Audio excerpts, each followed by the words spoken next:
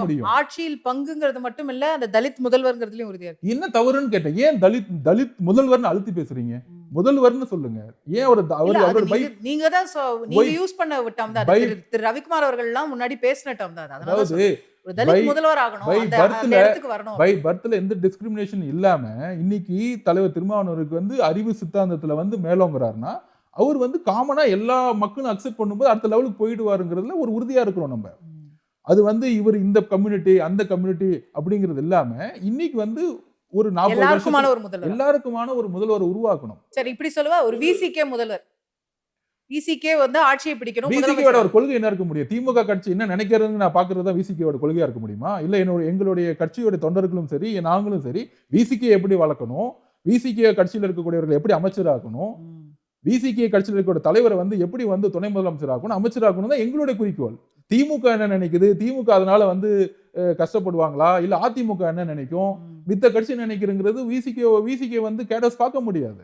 அப்ப இப்படி சொல்லலாமா? 2026 தேர்தல்ல ஆட்சியில் யாரு பங்கு தருகிறேன்னு சொல்றாங்களோ அவங்களோட தான் கூட்டணி. இல்ல அது வந்து திருப்பியும் வந்து பார்ட்டியோட ஸ்டாண்டு, தலைமையோட ஸ்டாண்டு, தலைமை பேசும்போதே தெரியும் உங்களுக்கு. அவர் என்ன கிளியரா சொல்லியிருப்பார், அதுக்கான கால சூழ்நிலை உருவாக்குவோம்.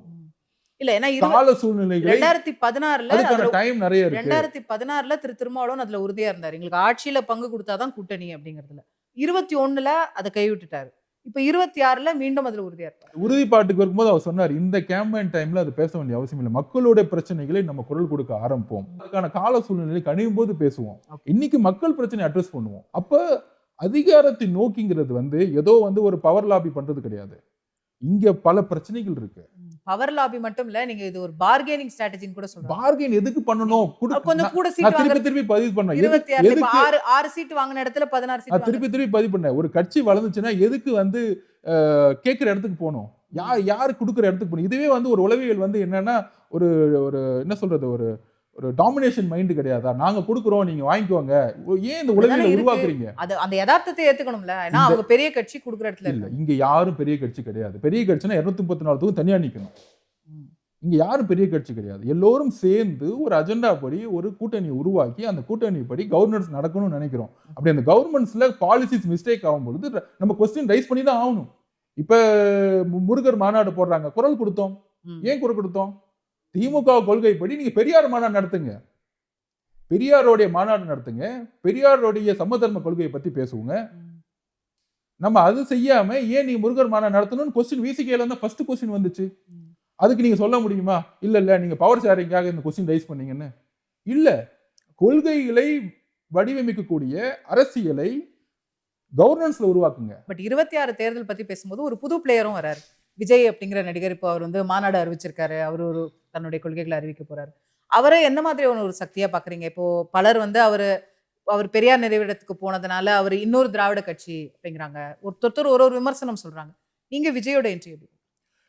கண்டிப்பா ஒரு புதுசா அரசியலுக்கு வரவங்க ரொம்ப தமிழகத்துல வந்து ஒரு அரசியல் வந்து பொதுவா ஒரு கட்சி ஆட்சி முறையே கிடையாது.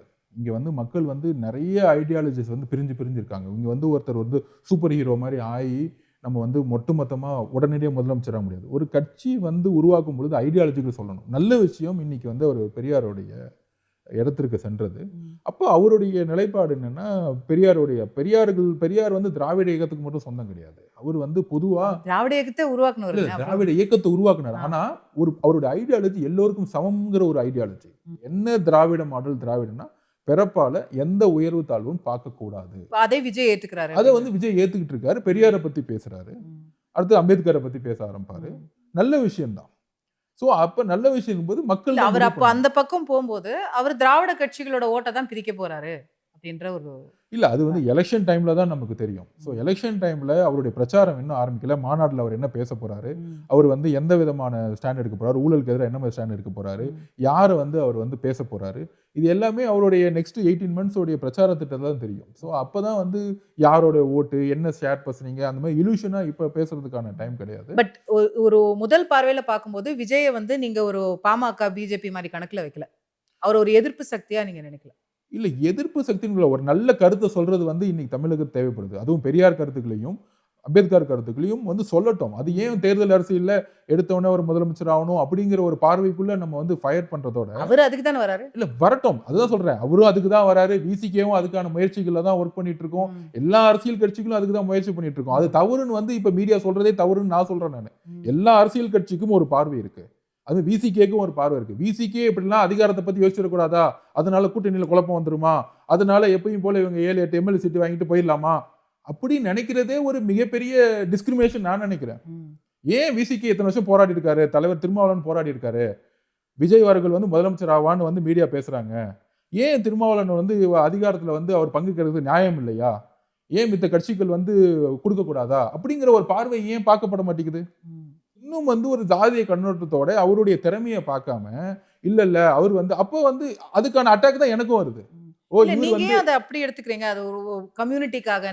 அடிப்படை ஓட் பேங்க் இல்ல அப்படிங்கிறது தானே ஒரு அந்த ரியாலிட்டியை ஏத்துக்கணும்ல. அடிப்படை நீங்க முதலமைச்சர் ஆற அளவுக்கு நீங்க ஓட் பேங்க் வச்சிருக்கீங்க. அடிப்படை ஓட் பேங்க் இல்ல நீங்க எப்படி சொல்ல முடியும்? அதாவது நீங்க, நான் திருப்பியும் சொல்றேன், வட மாவட்டத்துல தலைவர் விசிகே உடைய ஓட் பேங்க் இல்லாம திமுகவில் ஜெயிக்க முடியாது. இது நான் சொல்லல, எல்லா தேர்தல் கணிப்பு எந்த வியூ ஓப்பனரும் கேட்டு பார்த்துக்கோங்க. அந்த அளவுக்கு ஒரு இன்ஃப்ளூயன்ஸ் இருக்கு. நீங்க திமுக ஜெயிக்கணும்னா வட மாவட்டத்தில் இருக்கிற 58 தொகுதியில் 50 தொகுதி ஜெயிக்கணும். அதுக்கப்புறம் டெல்டால ஜெயிப்பாங்க. அதுக்கப்புறம் சவுத்துல வந்து 50-50 தான். வெஸ்ட் கஷ்டம். அப்பதான் அவங்க 120 தாண்டுவாங்க. 1996க்கு அப்புறம் அவங்களுக்கு மெஜாரிட்டி கவர்மெண்ட் கிடையாது. அப்ப வட மாவட்டத்தோட வெற்றி வந்து, வட மண்டலத்தோடைய வெற்றி வந்து திமுகவுக்கு முக்கியம். அதுல விசிகேவுடைய பங்கு வந்து 60% இருக்கு. 100% தலித் மக்களோட ஓட்டும் அதர் ஓபிசியோட ஓட்டு மக்களும் இன்னைக்கு விசிகேக்கு இருக்கு. அப்ப எலெக்ஷன் கால்குலேஷன்ல அவங்க ஜெயிக்கிறதுல முக்கியமான பங்கு இருக்கு. அமைச்சரவையில ஒரு திருமாவளவன் ஐயா மாதிரி ஒரு அமைச்சர் அவர்களும், கேபி பாலகிருஷ்ணன் மாதிரி ஒருத்தரும், முத்தரசன் மாதிரி அவர்களும், ஜவஹர்லால் மாதிரி ஒரு அமைச்சர் இருந்தா என்ன தவறு? கூட்டணி இருக்கவர்கள் எல்லோரும் சேர்ந்து கஷ்டப்பட்டு உழைக்கும் பொழுது கிட்டத்தட்ட 3 எலெக்ஷன் உழைச்சி திமுக வென்று இருக்கு. எல்லாரும் சேர்ந்து வென்றிருக்காங்க. ஆனா வெற்றி பெற்ற அதிகாரத்தை ஒரே ஒரு கட்சி தான் வந்து பங்கெடுத்துக்கிறாங்க. இந்த விவாதத்தை பாசிட்டிவா அணுகுங்கன்னு தான் நம்ம சொல்ல வரோம். இப்ப விஜய்ல ஆரம்பிச்சோம். அவரை நீங்க ஒரு நட்பு சக்தியா பாக்குறீங்களா? அவரோடும் இணைந்து பயணிக்க வாய்ப்பு இருக்கா? பெரியார் அவர்கள் கொள்கையும் அம்பேத்கர் கொள்கையும் சொல்லக்கூடியவர்கள் எல்லாமே நமக்கு நட்பு சக்தி தான். இதுதான் நம்மளுடைய ஸ்டாண்ட் எப்பயுமே அதான். சோ தேர்தலும் தேர்தல் அரசியலும் அவரோட இணைய ஃபியூச்சர்ல வாய்ப்பு இருக்கு. இல்ல, அது கட்சியோட தலைமையும் பார்ட்டியும் வந்து முடிவு பண்ணுவாங்க. அதுக்கான காலகட்டங்கள் எவ்வளவோ இருக்கு. விஜய் அவர்களோட நல்ல உறவுல இருக்கிறாரு. இப்ப லேட்டஸ்டா வந்து அவர் பெரியார் போயிட்டு வந்தோடனே ஃபர்ஸ்ட் ட்வீட் அவர் தான் போட்டாரு, பாராட்டினாரு. ஒரு முதிர்ச்சியா இருந்த தலைவரா வந்து எல்லோருக்குமான ஒரு தலைவரா வந்து அவர் மாறி இருக்காரு. கட்சியும் அப்படிதான் இருக்கு. செய்திகளை உடனுக்குடன் தெரிந்து கொள்ள உடனே சப்ஸ்கிரைப் பண்ணுங்க.